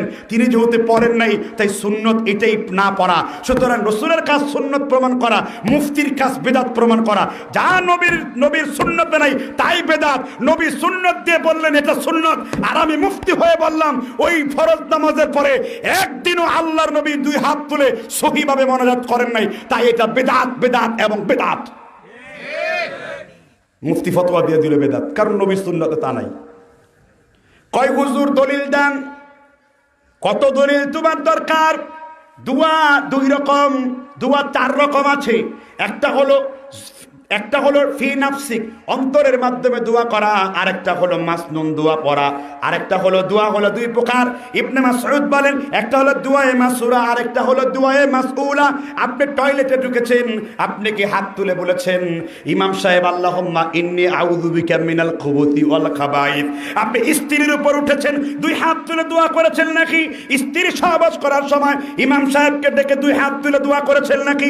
আপনি মসজিদের মধ্যে ঢুকলেন, ইমাম সাহেবকে দেখে বললেন নাকি আল্লাহুম্মা আফতাহ লি আবওয়াবা রাহমাতিক বলছেন নাকি? ওইখানে হাত তোলার দরকার নাই। আপনি জবান দিয়ে মন দিয়ে যেটা করেছেন এটা আপনার জন্য দোয়া। জুড়ে বলেন ঠিক না ঠিক? ফরজ নামাজ পড়ে হাত তুললাম, এখন আমি দোয়া করলাম রব্বানা যালামনা আনফুসানা। হায় আল্লাহ তাআলা, আমাকে তুমি সুন্দর একটি ফুটফুটে সুন্দর একটি সন্তান তুমি দান করো। আমার পিছনে অনেক ভাই আছে, অনেক মুসল্লি যুবক আছে বিয়েই করে নাই। আমি বিয়ে করেছি, আমার নয় বাচ্চা আসবে, কিন্তু যারা বিয়ে করে নাই তারা যে আমিন বলল, বাচ্চা কি বৃষ্টি আকারে হাতে নাজিল হইল নাকি? হাস্যকর কথাবার্তা। তারপরে আমি জন্য বলি আহলে হাদিসের বড় আলেম সানাউল অমৃতসরী ফতোয়ায়ে সানায়ার 1 নম্বর খণ্ডে 84 পৃষ্ঠা লিখেছেন ফরজ সালাতের পরে সম্মিলিত মোনাজাত করা বেদাত। বিন বাজ তার ফতোয়ায়ে বিন বাজের প্রথম খণ্ড কিতাবুস সালাতের 53 পৃষ্ঠা লিখেছেন ফরজ সালাতের পর হাত তুলে মোনাজাত করা বেদাত। আল্লামা নিমবি হানাফি তার কিতাবের 44 পৃষ্ঠা লিখেছেন ফরজ সালাতের পর হাত তুলে মোনাজাত করা বেদাত। মুফতি শাফি তাকি উসমানীর বাবা উদউ রাব্বাকুম তাদররুআও ওয়া খুফিয়ার ব্যাখ্যায় বলেছেন যারা ফরজ সালাতের পরে জুড়ে মোনাজাত করে তারা আল্লাহর সাথে কবিরা গুনাহ করে। কারণ নবী বলেছেন ইন্না আহাদাকুম ইযা কামা ইলা সালাহ ফাইন্নাহু ইউনাজি রাব্বাহু। বান্দা যখন নামাজে দাঁড়ায় সে আল্লাহর সাথে মোনাজাত শুরু করে। তেমনি ভাবে as-সালিহুল উসাইমিনী ফতোয়া উসাইমিনের 8ম খণ্ডের 32 পৃষ্ঠা লিখেছেন ফরজ সালাতের পরে হাত তুলে মোনাজাত করা বেদাত। হেদায়া মাদ্রাসার পাঠ্য বই 48 পৃষ্ঠা 2 নম্বর খণ্ডে হেদায়া হাদিসের 3 নম্বর খণ্ড একই কথা লেখা আছে ফরজ সালাতের পরে হাত তুলে মোনাজাত করা নবীর সুন্নাহ দ্বারা প্রমাণ না। হানাফিদের বড় কিতাব বাবায়ে উসনায়ের 33 পৃষ্ঠা লেখা আছে ফরজ সালাতের পরে হাত তুলে মোনাজাত করা বিদআত। আল্লামা কাফি আল কুরাইশি ফতোয়া মাসাইলের মধ্যে লিখেছেন 28 নম্বর পৃষ্ঠার মধ্যে ফরজ সালাতের পর হাত তুলে মোনাজাত করা এটা সুন্নাহ দ্বারা প্রমাণিত নয়। জমিয়তে আহলে হাদিসের প্রাক্তন আমির ডক্টর ইলিয়াস আলী তার নামাজের বইয়ের 11 পৃষ্ঠা লিখেছেন ফরজ সালাতের পর হাত তুলে মোনাজাত করা বেদাত। আহলে হাদিসের প্রবীণ আলেম রাসূলুল্লাহর সালাত এই বইতে আল্লামা আমাদের আহমদুল্লাহ তিরিশালীর বাবা আব্দুস সাত্তার তিরিশালী 8 নম্বর পৃষ্ঠা লিখেছেন ফরজ সালাতের পর হাত তুলে মোনাজাত করা বেদাত। শেখ আইনুল বারী ওলিয়াবি আইনে তোহফা মুস্তাফিসালা এই হাদিসের এই কিতাবের ব্যাখ্যায় লিখতে যে তিনি স্বীকার করতে বাধ্য হয়েছেন ফরজ সালাতের পরে হাত তুলে মোনাজাত করা বেদাত। ইমাম তাইমিয়া তার মুজমায়ে ফতোয়া 36 খণ্ড 138 পৃষ্ঠা লেবাননের বৈরুতের ছাপ আরবিতে তিনি লিখেছেন ফরজ সালাতের পরে হাত তুলে মোনাজাত করা বেদাত।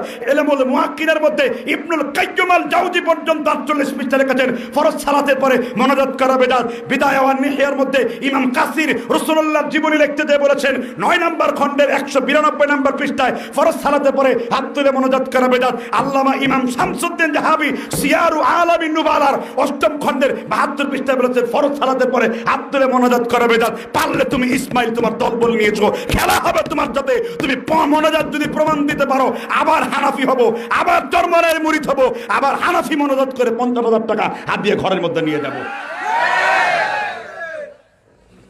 তোমার কয়টা দলিল দরকার? ট্রাক ডিস্ট্রিক্ট ভাড়া করে কিতাব নিয়ে আসবো, তোমার টেবিলের সামনে ফতোয়ায় মজমায় ফতোয়ার 37 খণ্ড রাখবো, একটা এবারত পড়তে তোমার 4টা ভুল হবে, তুমি পড়তেই পারবা না। আইন লাম ইয়া আলী হবে না আলা হবে, এটাই তো পারবা না তোমরা। কথা কি বুঝতে পারছেন কিনা? যে বাদা শব্দের অর্থ বুঝে না সে আবার আমাদের শায়েখ দেশে মারামারি করে। সূর্যরে যদি হারিকেন চ্যালেঞ্জ করে মানাবে? সূর্য জিজ্ঞেস করবে নাকি হারিকেন আমার আলো বেশি না তোমার আলো বেশি? তো মুজাফফর বিন মুহসিন জিজ্ঞাসার সময় আছে ওই বেটা মৌলবী যে কি জানে। এই জন্য ইমাম শাফি বলেন আমি মূর্খদের সাথে বাহাস করে কোনোদিন জিততে পারি নাই, কারণ মূর্খদের কোনো দলিল নাই, তাদের দলিল বাপ দাদা। মুখের জোর, চাপার জোর, লাঠির জোর। অমুক জায়গায় আসো, কালুয়া আসো, তোমার বাড়িতে আসো, কেন যাবো না তোমার বাড়িতে? ক্যামেরা মাইক প্রশাসন নিয়ে তোমার বাড়িতে ধরতে যাব, তুমি মোনাজাত করা বেদাত দেখাও, এটা দলিল। মোনাজাত না করলে আমাদের মোনাজাত যে করা সুন্নাহ এটা প্রমাণ আমাদের দেখিয়ে দাও, আমরা মোনাজাত করতে চাই। আমারও তো মনে চাই, আমরা কি সুর দিয়ে দোয়া করতে পারি না? আমার ফ্যাক্টরির মালিককে মাবুদকে তুমি 10টা বিল্ডিং বানায় দাও, সুন্দরী স্ত্রী 4টা দান করো, পারি না করতে? এটা কেন করি না আমরা? কার ভয়ে? এমনি আসে নাই। গোদাগাড়ি মাহফিল করতে গেছে, রাজশাহীর কিছু নোংরা জায়গা আছে। এক বেটা বলছে আপনার সাথে বাহাস করবে, কবে কোন দিন নিয়ে বসবেন? আমি বলছি আমি কোনো হাওলাতিয়া মৌলবী নিয়ে বাহাস করি না, তোর যদি ক্ষমতা থাকে এখনই করবো বাহাস, আমি বসো তুমি। আবার হ্যাঁ, রাসূল মোনাজাত করছেন না? মোনাজাত শব্দের অর্থ যদি বুঝতে মূর্খরা চিল্লাইতো না কোনোদিন। মোনাজাত হলো চুপি চুপি দোয়া করা, ও না যে মোনাজাতা, চুপি চুপি কি করা? দোয়া করা। আমি কেন মোনাজাত করবো না? আমি একাকী রবের পানে হাত তুলে চাবো, সমস্যা কোথায়?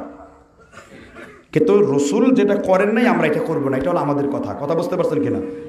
হানাফি মাযহাব ওলামায়ে দেওবন্দের বিরাট একটি গোষ্ঠী এটাকে সুন্নাহ মনে করে না।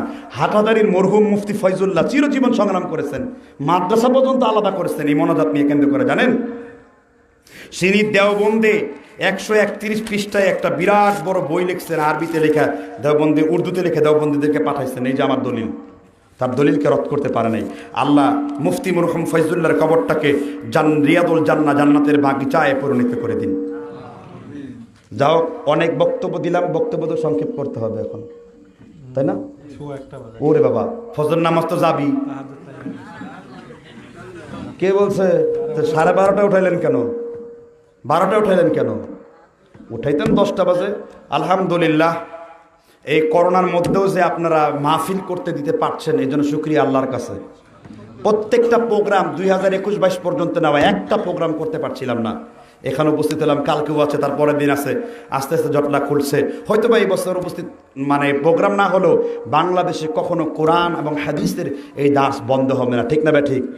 মহান আল্লাহ তাআলা এই যে হকের যে সুন্দর আজান, আমরা কোন হানাফি, এটা আমি যে হানাফি, আমি চরমনায়ের মুরিদ ছিলাম, আর যে শেষ না বলতে মুনাফিক হয়ে বাড়িতে গেছে, কইছে চেষ্টা করে দেব। জি বসেন, বৈঠক ভাঙ্গার দোয়া পড়ি নাকি? আর শেষ হবে হাদিয়া। আচ্ছা যাও ভাই সব, এটা তো একটা।